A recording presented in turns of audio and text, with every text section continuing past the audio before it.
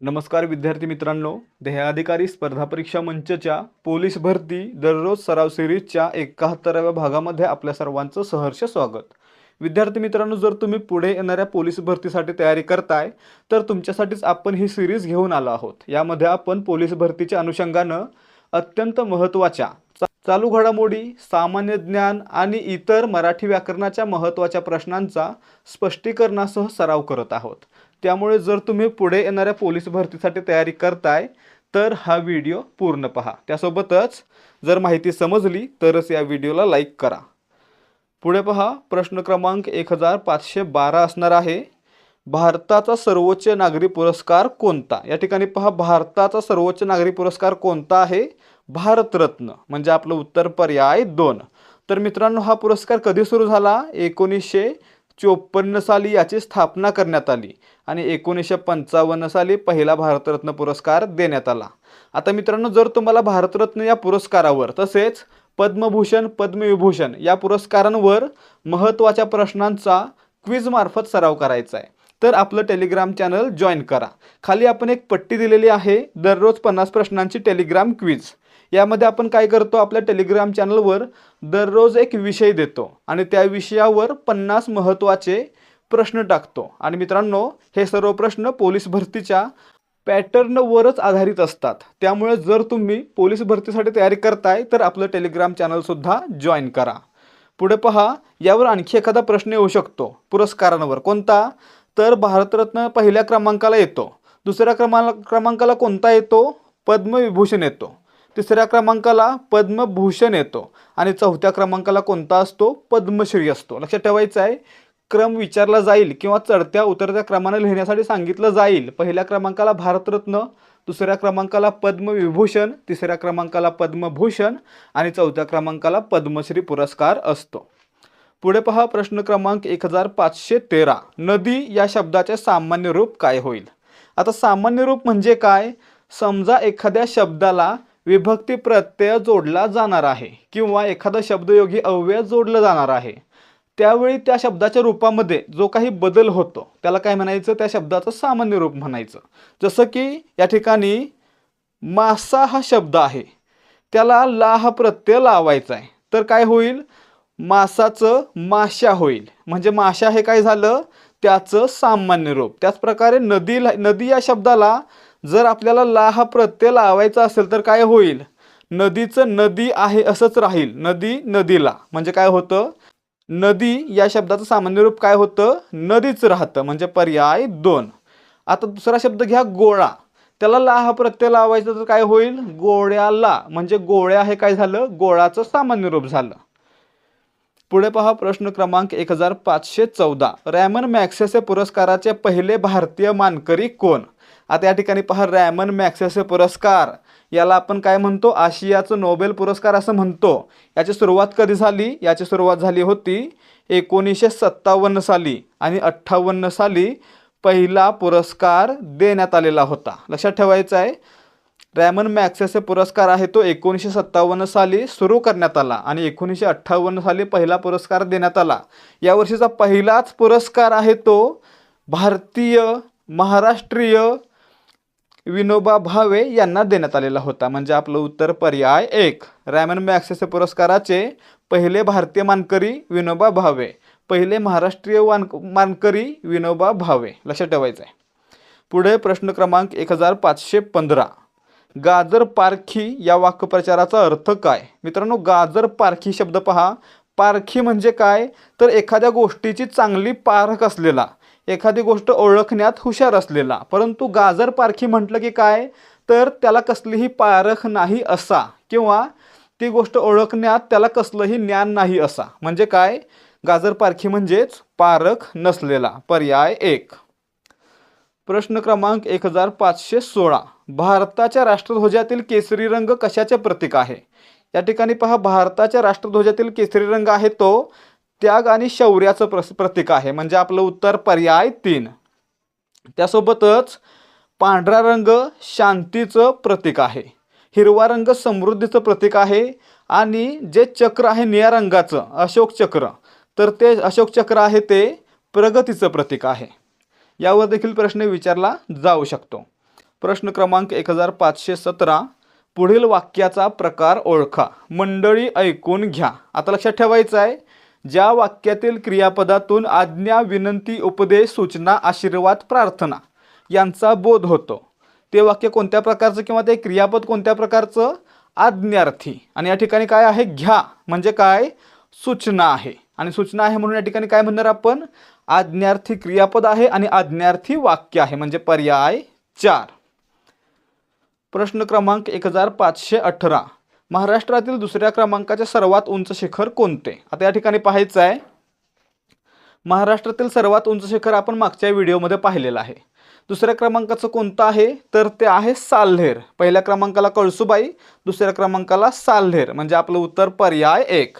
आता मित्रांनो, जर तुम्हाला यांची उंची आणि क्रम लक्षात ठेवायची ट्रिक पाहायची असेल तर तुम्हाला याची PDF दिली जाईल. ती PDF तुम्हाला कशी मिळणार आहे? हा व्हिडिओ पूर्ण पाहायचा आहे.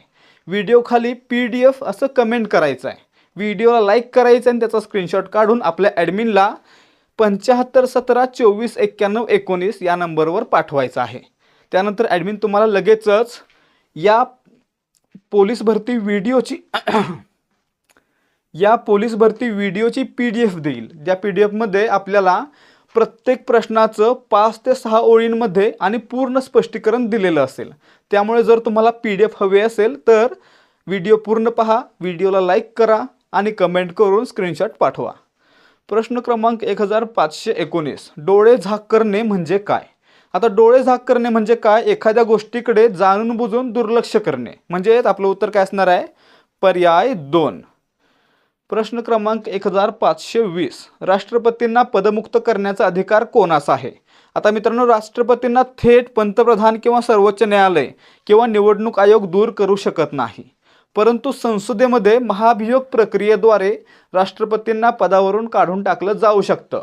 म्हणजे या ठिकाणी आपलं उत्तर काय असणार आहे? पर्याय 2 संसद. कोणती पद्धत आहे? महाभियोग पद्धत. आणि ही भारतीय राज्यघटनेच्या कोणत्या कलमामध्ये दिलेली आहे? तर कलम 61 मध्ये. भारतीय राज्यघटनेच्या कलम 61 मध्ये राष्ट्रपतींना पदावरून काढण्याची म्हणजेच महाभियोग पद्धत दिलेली आहे. प्रश्न क्रमांक 1521, नासिका या शब्दाचा समानार्थी शब्द निवडा. मित्रांनो, नासिका म्हणजे नाक म्हणजे आपलं उत्तर पर्याय 2.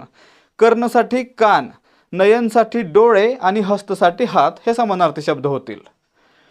प्रश्न क्रमांक 1522, सूर्यमालेतील सर्वात लहान ग्रह कोणता? आता मित्रांनो, बुध ग्रह आहे तो सूर्यमालेतील सर्वात लहान ग्रह आहे म्हणजे आपलं उत्तर पर्याय 4. तर मित्रांनो, सूर्यापासून सर्वात जवळचा ग्रह कोणता? बुधच आहे. त्यासोबतच सर्वात गरम, सर्वात उष्ण ग्रह कोणता? शुक्र. सर्वात मोठा गुरु. लक्षात ठेवायचं आहे, सर्वात मोठा ग्रह विचारलं तर गुरु, सर्वात उष्ण विचारलं तर शुक्र आणि सर्वात लहान किंवा सर्वात जवळ विचारला तर बुध.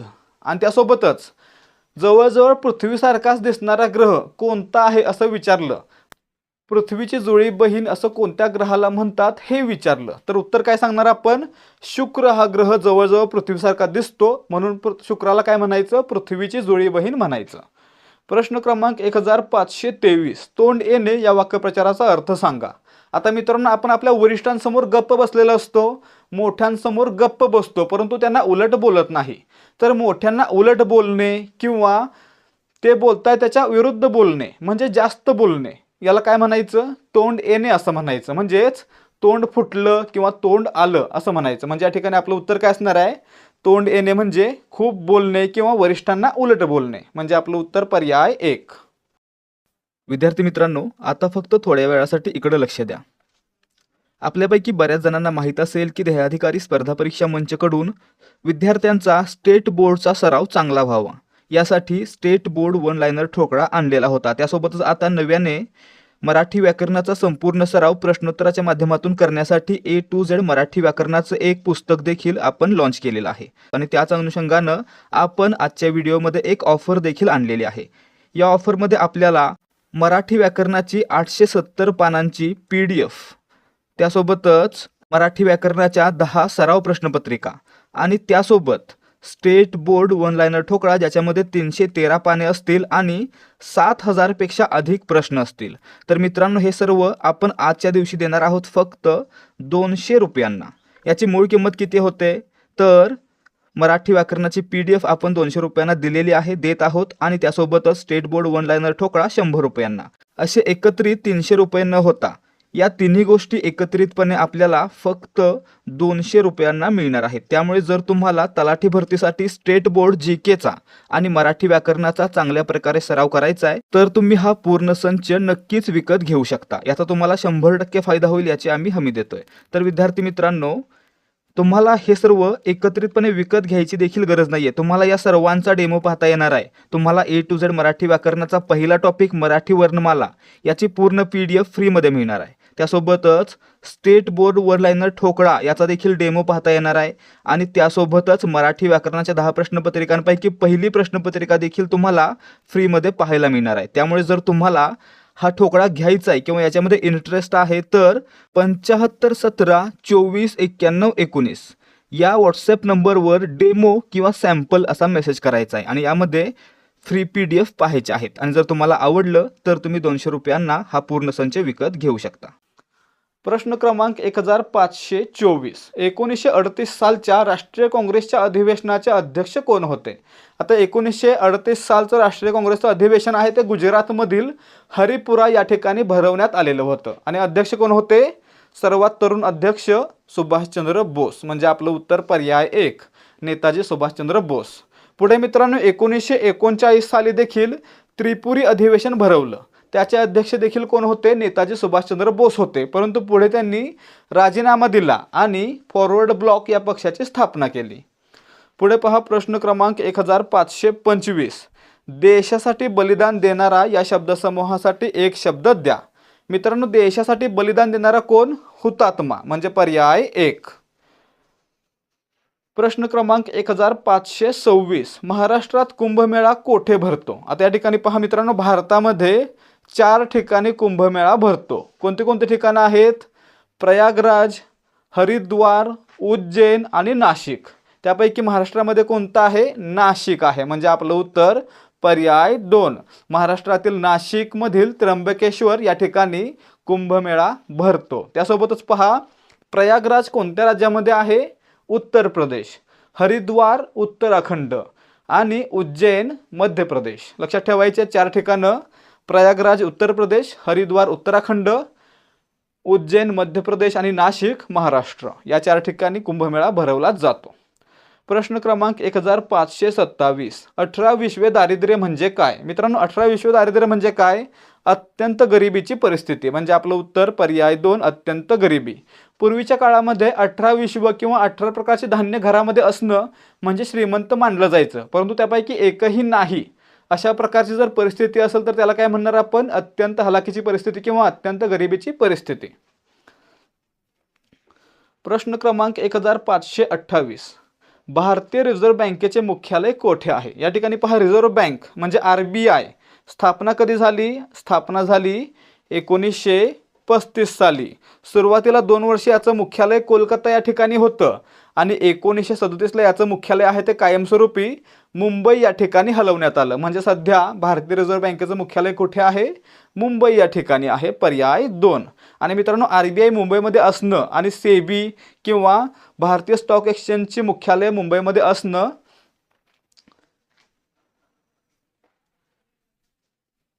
यामुळेच मुंबईला भारताची आर्थिक राजधानी असं आपण म्हणतो. प्रश्न क्रमांक 1529. डोळे पाणावणे या वाक्प्रचाराचा योग्य अर्थ निवडा. डोळे पाणवणे म्हणजे काय? रडू येणे, डोळ्यामध्ये पाणी येणं. म्हणजे आपलं उत्तर पर्याय 1. प्रश्न क्रमांक 1530. सिंह या शब्दाचे लिंग बदला. मित्रांनो, सिंह या शब्दाचे लिंग बदलताना त्याला काय लागतो? इन हा प्रत्यय लागतो. सिंह सिंहीन, वाघ वाघीन. या प्रकारे आपलं उत्तर पर्याय 3. प्रश्न क्रमांक 1531. इस्रोचे मुख्यालय कोठे आहे? या ठिकाणी पहा, ISRO Indian Space Research Organisation स्थापना 1969 आणि मुख्यालय आहे ते कर्नाटकातील बेंगलोर या ठिकाणी. म्हणजे आपलं उत्तर पर्याय 2. इस्रोचे मुख्यालय कोणत्या राज्यामध्ये आहे असा प्रश्न विचारला तर उत्तर काय असलं पाहिजे? कर्नाटक. जर शहर विचारलं तर बंगलोर. ठीक आहे.